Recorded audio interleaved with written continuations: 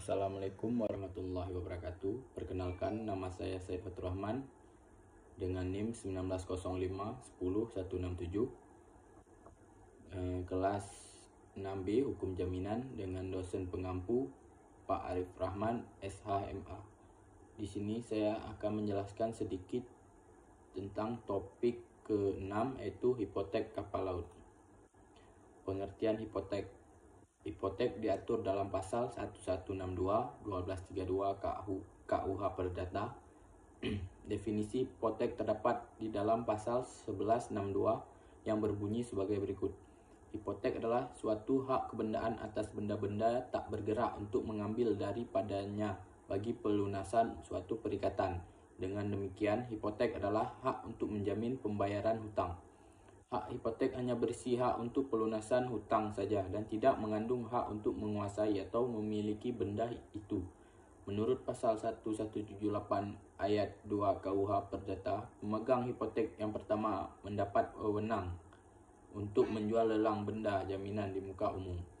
Apabila jumlah pokok jaminan beserta bunganya tidak dibayar pada waktunya, dengan hasil penjualan lelang itu, dia mendapatkan kembali jumlah piutangnya beserta bunga dan biaya.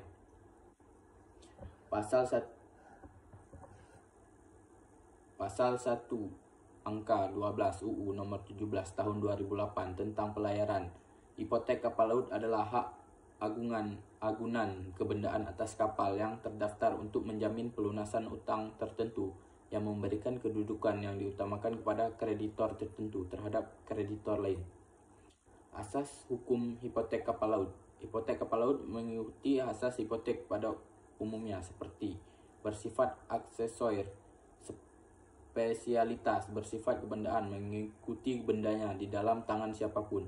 Benda itu berada pasal 1162 KUH per JO 315 KUHD.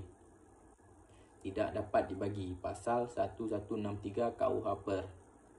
Tidak dapat dibebankan oleh pemilik barang 1168 KUH per Jo pasal 315C KUHD. Jumlah hutang dapat diperhitungkan pasal 1176 KUH per Jo pasal 315C KUHD.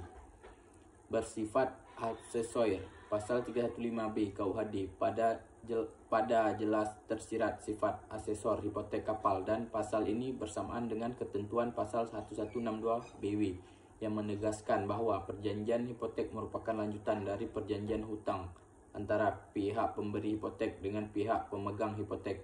Kalau begitu, perjanjian hipotek baru dapat timbul setelah lebih dulu ada perjanjian pokok berupa perjanjian hutang piutang, perjanjian kredit. Tujuan perjanjian hipotek sebagai perjanjian asesor atas perjanjian pokok bermaksud menguatkan terjaminnya kepentingan pelunasan hutang debitur kepada kreditur berupa ikatan pemberian jaminan benda tertentu milik debitur. Hipotek sebagai perjanjian yang bersifat asesor tidak mungkin lahir tanpa didahului perjanjian pokok dalam bentuk perjanjian kredit, hutang piutang. Hipotek timbul dan tenggelam bersama dengan tenggelam yang perjanjian pokok. Selama perjanjian pokok masih ada belum dilunasi, hipotek yang diperjanjikan tetap ada dan utuh. Sebaliknya, hapus atau batalnya perjanjian pokok mengakibatkan hapus atau batalnya perjanjian hipotek. Asas spesialitas. Maksud asas spesialitas benda objek hipotek harus pasti dan tertentu. Penunjukan benda objek hipotek tidak boleh bersifat umum. Misalnya, tidak boleh hanya menyebut bahwa hipotek meliputi semua harta kekayaan debitur, tetapi harus menunjuk dan menyebut secara pasti benda yang sudah ada dan tertentu dan pasti sifat, jenis, ukuran, dan luasnya. Ini berarti kalau barang yang dihipotekan berupa kapal harus ditentukan secara jelas dan pasti. Kapal yang mana yang menjadi objek perjanjian hipotek. Hipotek merupakan hak kebendaan yang melekat di tangan siapa benda itu berada. Asas ini ditegaskan pada pasal 1162 BW. Demikian pula dalam pasal 315 KUHD. Maksudnya, hak kebendaan yang terkandung dalam hipotek bersifat absolut. Itu sebabnya hak kebendaan yang melekat pada hipotek memiliki karakter atau droit de suite.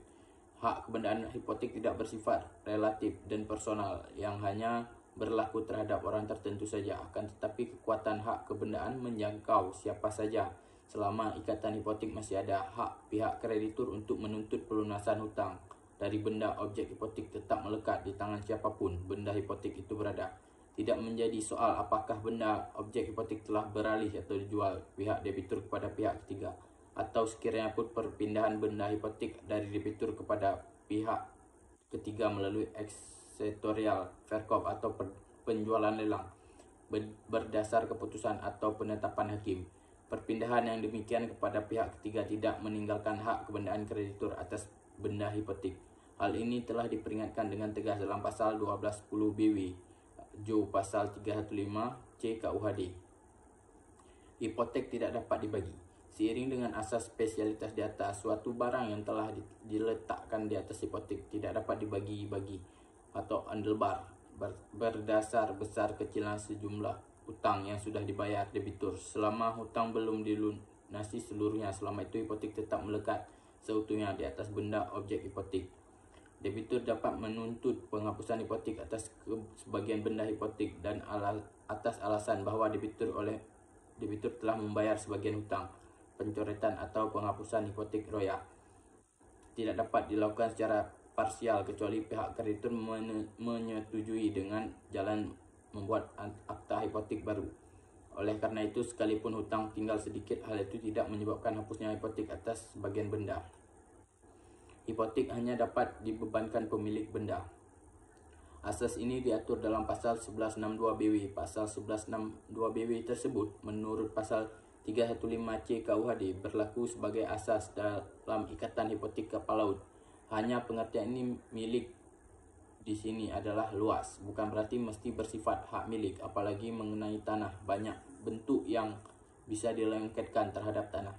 Bisa berupa HGB, hak pakai, dan hak sebagainya. Oleh karena makna asas ini harus diperluas dengan pengertian bahwa hipotek adalah suatu benda hanya dapat dilakukan oleh orang yang berhak dan berwenang memindah tangankan barang yang bersangkutan. Jumlah hutang pasti atau dapat diperhitungkan.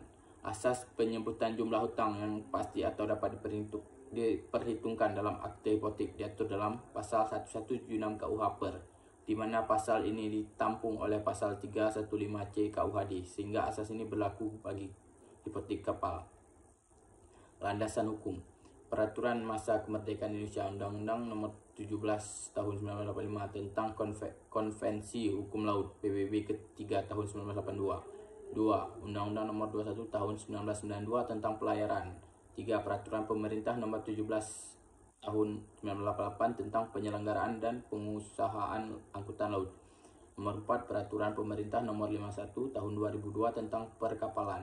5. Surat Keputusan Direktur Jenderal Perhubungan Laut Nomor DKP 47 /34/4 tanggal 15 Juli 1976 tentang pemberian izin untuk menghipotekkan kapal-kapal Indonesia di luar negeri kepada perusahaan-perusahaan pelayaran nasional.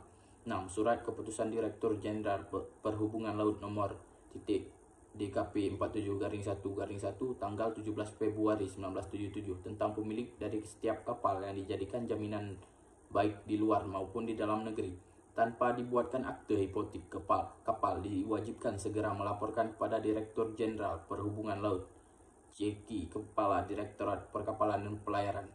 7. Surat Keputusan Direktur Jenderal Perhubungan Laut Nomor DKP 47/1/3 tanggal 27 Juni 1977 tentang protap pelaksanaan penghipotek kapal di luar negeri.